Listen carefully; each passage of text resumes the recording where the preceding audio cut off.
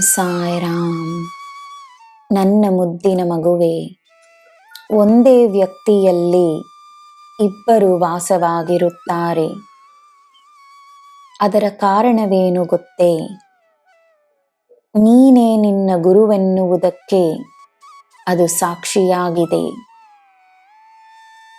ನಿನಗೆ ಯಾರ ಮಾರ್ಗದರ್ಶನ ದೊರೆತರೂ ಆ ಮಾರ್ಗದರ್ಶನವನ್ನು ನೀನು ಗೌರವಿಸಿ ಸ್ವೀಕರಿಸಿದರೆ ಮಾತ್ರವೇ ಅದರ ಉದ್ದೇಶ ಪೂರ್ಣವಾಗುವುದು. ಆ ಜ್ಞಾನವನ್ನು ನಿನಗೆ ನೀಡುವುದು ನಿನ್ನಲ್ಲಿರುವ, ನಿನ್ನ ಒಳಧ್ವನಿಯಾಗಿರುವ, ನಿನ್ನದೇ ಆಗಿರುವ ದೈವಶಕ್ತಿ. ತನ್ನ ನಿರ್ಧಾರಗಳಲ್ಲಿ ನಂಬಿಕೆಯನ್ನು ತೋರಿಸು. ತನ್ನ ಭಾವನೆಗಳಲ್ಲಿ ನಂಬಿಕೆಯನ್ನು ತೋರಿಸು. ತನ್ನ ಸರಿ ತಪ್ಪಿನ ಅರಿವಿನ ಮೇಲೆ ನಂಬಿಕೆಯನ್ನು ತೋರಿಸು. ನೀನು ನನ್ನ ಮಗು, ಶಾಂತವಾಗಿರು.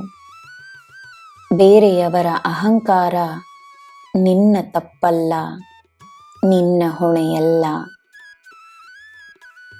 ಜನರನ್ನು ಬದಲಾಯಿಸುವುದು ನಿನ್ನ ಕೆಲಸವೂ ಅಲ್ಲ.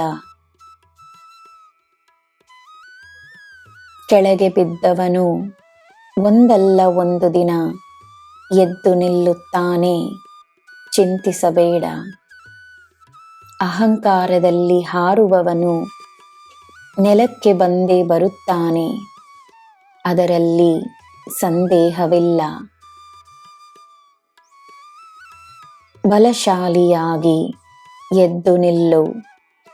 ನಿನ್ನ ಬಲವಾಗಿ ನಾನಿದ್ದೇನೆ, ಸದಾ ಇರುತ್ತೇನೆ.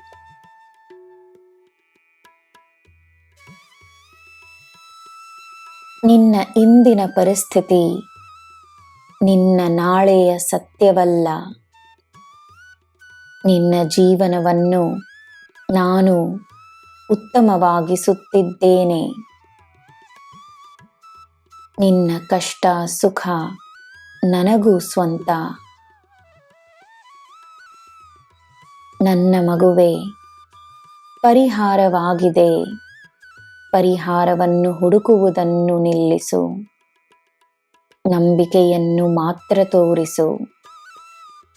ಶೀಘ್ರದಲ್ಲೇ ಎಲ್ಲ ಸರಿಯಾಗಲಿದೆ. ಶೀಘ್ರದಲ್ಲೇ ನಿನ್ನ ಜೀವನ ಅತ್ಯುತ್ತಮವಾಗಲಿದೆ. ನಿನಗೆ ಎಲ್ಲ ಶುಭವೇ. ಜೈ ಸಾಯಿರಾಮ್.